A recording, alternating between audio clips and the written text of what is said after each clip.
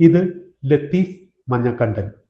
പതിറ്റാണ്ടുകൾക്ക് മുമ്പ് അന്നത്തെ ഇന്ത്യൻ പ്രധാനമന്ത്രി ജവഹർലാൽ നെഹ്റുവിൽ നിന്നും ഡൽഹി ഡുറാൻഡ് കപ്പിലെ മികച്ച ഫുട്ബോൾ കളിക്കാരനുള്ള ട്രോഫി ഏറ്റുവാങ്ങിയ MRC അബൂബക്കർ എന്ന മഞ്ഞക്കണ്ടൻ അബൂബക്കറിന്റെ സീമന്തപുത്രൻ. മലപ്പുറത്തെ പല പ്രശസ്ത കളിക്കാരും പിറവിയെടുത്ത കോട്ടപ്പടി മോഡൽ ഹൈസ്കൂൾ ടീമിന്റെ ഗോൾ കീപ്പറായിരുന്നു ലത്തീഫ്. സ്കൂൾ പഠനശേഷം ആ കാലത്തെ മികച്ച പട്ടാള ടീമായ ഊട്ടി വെല്ലിംഗ്ടണിലെ MRCയിൽ ചേർന്നെങ്കിലും ജൂനിയർ ടീം പിരിച്ചുവിട്ടപ്പോൾ മിലിറ്ററി സേവനം പൂർത്തിയാക്കാതെ നാട്ടിലേക്ക് മടങ്ങി. അതോടെ നല്ലൊരു അനൗൺസറാകണമെന്ന ചെറുപ്പത്തിലുള്ള മോഹം ലത്തീഫിൽ വീണ്ടും മുട്ടിട്ടു. അങ്ങനെ മൈതാനങ്ങളിൽ പന്തുകൊണ്ട് ഇന്ദ്രജാലം കാണിച്ചിരുന്ന പിതാവിന് ശബ്ദം കൊണ്ട് വിസ്മയം തീർക്കുന്ന മകനായി ലത്തീഫ് മാറി. 1982 Malappuram Saidalavi memorial football tournament മുതൽ 2012 മലപ്പുറം MSP ടൂർണമെന്റ് വരെ 3 പതിറ്റാണ്ട് കാലം നിരവധി ടൂർണമെന്റുകളിൽ അനൗൺസറായി. വാക്ചാതുരി കൊണ്ടും ഘനഗാംഭീര്യമുള്ള ശബ്ദം കൊണ്ടും ഫുട്ബോൾ പ്രേമികളുടെ മനസ്സിലിടം നേടിയ ലത്തീഫ് മഞ്ഞക്കണ്ടൻ എന്ന ഫുട്ബോൾ അനൗൺസർ 4 പതിറ്റാണ്ട് നീണ്ട സബരിക്ക് ശേഷം വിശ്രമ ജീവിതത്തിലാണിപ്പോൾ. വർത്തമാനകാലത്തെ അനൗൺസ്മെന്റ് രംഗത്തെ ശ്രദ്ധേയരായ പലരും ലത്തീഫിന്റെ ശിഷ്യരാണ്. ഐഫാജ് എന്ന ചുരുക്കപ്പേരിൽ അറിയപ്പെടുന്ന അനൗൺസർമാരുടെ സംഘടനയുടെ രക്ഷാധികാരി കൂടിയാണ് 69-കാരനായ ലത്തീഫ്. മലപ്പുറം ജില്ലയിലെ ശ്രദ്ധേയമായ പല സെവൻസ് ടൂർണമെന്റുകൾക്കും ഫിക്ചർ തയ്യാറാക്കുന്നതിലും ലത്തീഫ് മിടുക്കറിയിച്ചിട്ടുണ്ട്. മലപ്പുറത്തെ സീനിയർ ഫുട്ബോൾ ക്ലബായ സോക്കർ ക്ലബിന്റെ വർക്കിംഗ് സെക്രട്ടറി കൂടിയാണ് മലപ്പുറം പൈത്തിരിപ്പറമ്പ് സ്വദേശിയായ ലത്തീഫ്. ഹായ് സുഹൃത്തുക്കളെ, വരിക്കോടന്റെ കാഴ്ചകളിലെ ഇന്നത്തെ അതിഥി പോയ കാലത്ത് മലപ്പുറത്തെ കളി മൈതാനങ്ങളിൽ ശബ്ദം കൊണ്ടും വാക്ചാതുരി കൊണ്ടും ശ്രദ്ധേയനായ ഫുട്ബോൾ അനൗൺസർ ലത്തീഫ് മഞ്ഞക്കണ്ടനാണ്.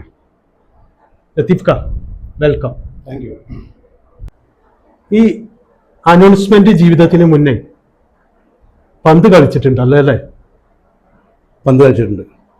അതൊന്ന് വിശദീകരിക്കാമോ? ഞാൻ കളിച്ചത് 3 വർഷം മലപ്പുറം ഗവൺമെൻറ് ഹൈസ്കൂളിൻ്റെ സീനിയർ ടീമിലാണ്. 8ാം ക്ലാസ്സിലും 9ാം ക്ലാസ്സിലും 10ാം ക്ലാസ്സിലും പഠിക്കുമ്പോൾ സീനിയർ ടീമിലാണ് കളിച്ചത്. അതിൽ ഒരു പ്രാവശ്യം ടീം ജേതാക്കളായിരുന്നു നിലമ്പൂരിൽ.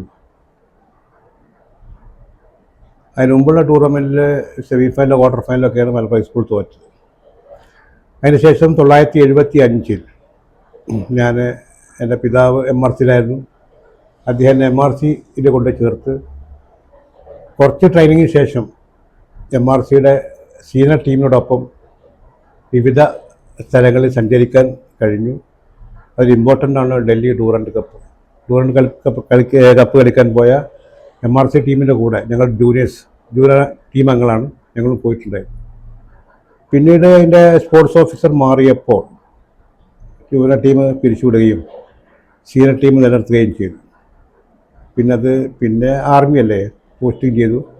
കുറച്ചു കാലം ആർമിയിലുണ്ടായിരുന്നു. പിന്നെ 1978 ശേഷം പിന്നെ ഞാൻ ആർമിയിലേക്ക് പോയിട്ടില്ല. ഏത് പൊസിഷനിലാണ് കളിച്ചിരുന്നത്? ഞാൻ ഗോൾ കീപ്പറായിട്ട്. മലപ്പുറത്ത് ധാരാളം ഗോൾ കീപ്പർമാരുണ്ടല്ലോ. ഉണ്ട്. അതുപോലെ ഗോൾ കീപ്പർ ആയിട്ടായിരുന്നു. എൻ്റെ വകീലൊരു എളാപ്പയും ഗോൾ കീപ്പറാണ്. മഞ്ഞക്കണ്ണൻ അബൂബക്കർ ജൂനിയർ സൂപ്പി അബു. അതിന്റെ ഒരു വകീൽ എളാപ്പാണ് അല്ലേ? അദ്ദേഹം സർവീസിന്റെ ഗോൾ കീപ്പറായിരുന്നു. തങ്കരാജിന്റെ അസിസ്റ്റന്റ് ഇതാണ്. അതെ അതെ അതെ അതെ. അപ്പോൾ ഗോൾ കീപ്പറായിട്ടാണ് സ്കൂൾ ടീമിലും കളിച്ചിട്ടുണ്ടായിരുന്നു. ഈ ഡ്യൂറന്റ് കപ്പ് കാണാൻ പോയി എന്ന് പറഞ്ഞല്ലോ. ആ ഡ്യൂറന്റ് കപ്പിലല്ലേ ഫാദറിന്? അല്ല, ഞാൻ ഡ്യൂറന്റ് കപ്പ് കാണാൻ പോയത് ഡ്യൂറന്റ് കപ്പില് സീനിയർ ടീമിന്റെ കൂടെ പോയത് 1976 1955 ഫാദറിന് അതായത് അന്നത്തെ പ്രധാനമന്ത്രി ജവഹർലാൽ നെഹ്റുവിന് ട്രോഫി കിട്ടിയതൊക്കെ. വേൾഡ് കപ്പ് ഞങ്ങൾ പോയി. ആ. ഞങ്ങൾ ജൂനിയേഴ്സ് ആ ടീമിന്റെ കൂടെ സഞ്ചരിച്ചു. ആ. ജൂനിയേഴ്സ് എന്ന് പറഞ്ഞാൽ എല്ലാവരും ഇല്ല, ആ.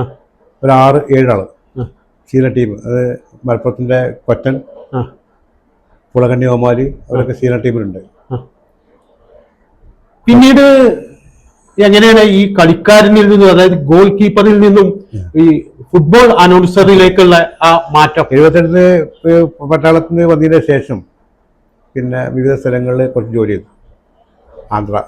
ആന്ധ്രാപ്രദേശിലെ ചിറ്റൂർ, ഗുജറാത്തിൽ സൂറത്ത് ഡിസ്ട്രിക്റ്റിലെ ഉക്കായി എന്ന് പറഞ്ഞ സ്ഥലത്ത് ഒരു വർഷം അങ്ങനെ ജോലി ചെയ്തു. അവിടെയൊക്കെ ചാൻസ് കിട്ടുന്നത് ഹിന്ദി അറിയുന്നതുകൊണ്ടാണ്.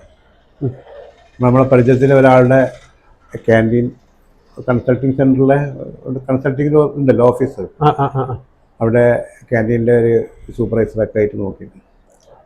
അതിനുശേഷം 1981 നാട്ടിലേക്ക് വന്നു.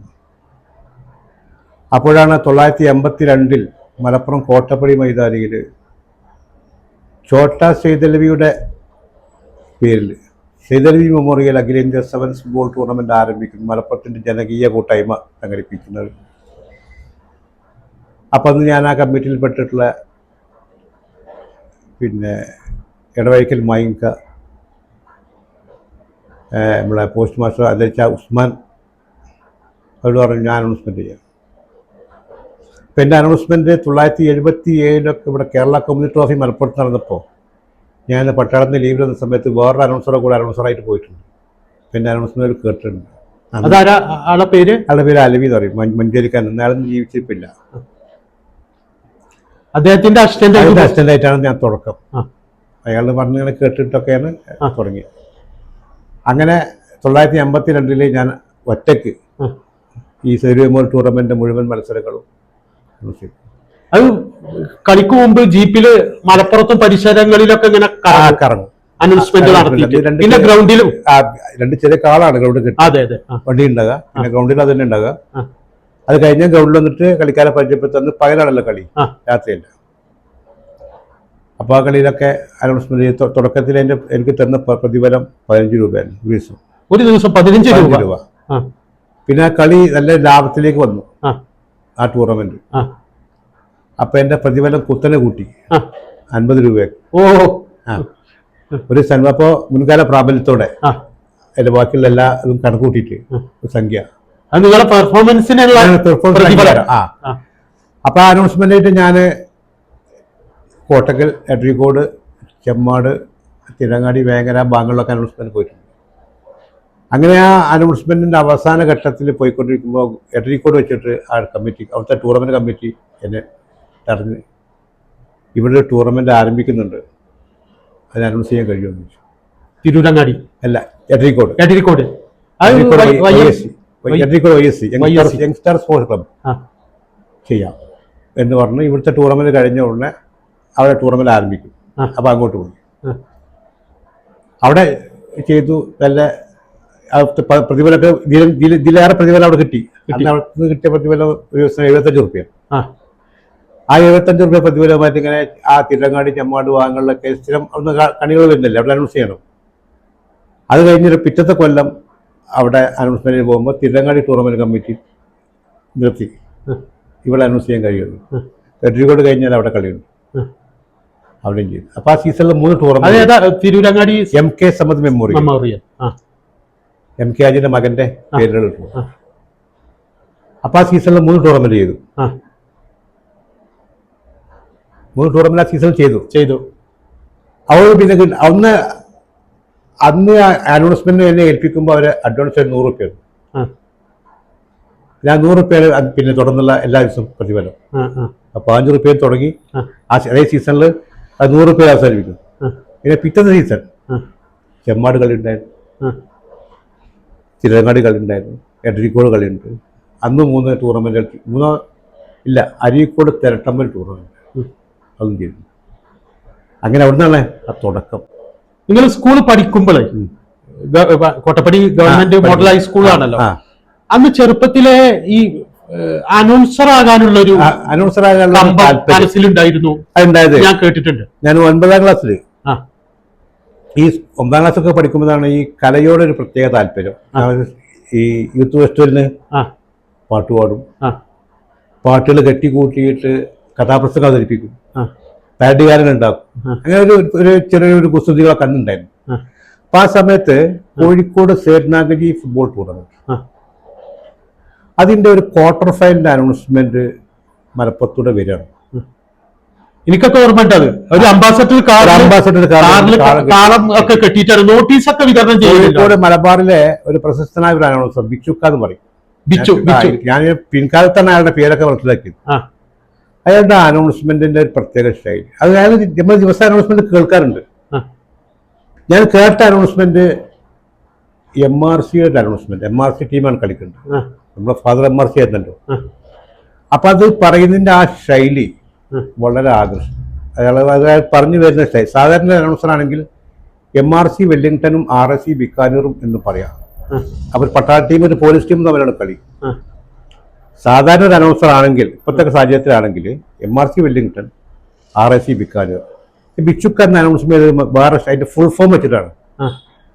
ഇന്റർനാഷണൽ മകൻ സിംഗ് നയിക്കുന്ന രാജസ്ഥാൻ ആംഡ് കോൺസ്റ്റാബുലറി ബിക്കാനൂറും ഇന്ത്യൻ സർവീസസ് താരം കുപ്പുസ്വാമി നയിക്കുന്ന മദ്രാസ് റെജിമെന്റൽ സെന്റർ വെല്ലിംഗ്ടണും തമ്മിൽ സേഠ്നാഗജി അമർസി മെമ്മോറിയൽ ഫുട്ബോൾ ടൂർണമെന്റിന്റെ ക്വാർട്ടർ ഫൈനലിൽ ഇന്ന് കോഴിക്കോട് കോർപ്പറേഷൻ സ്റ്റേഡിയം.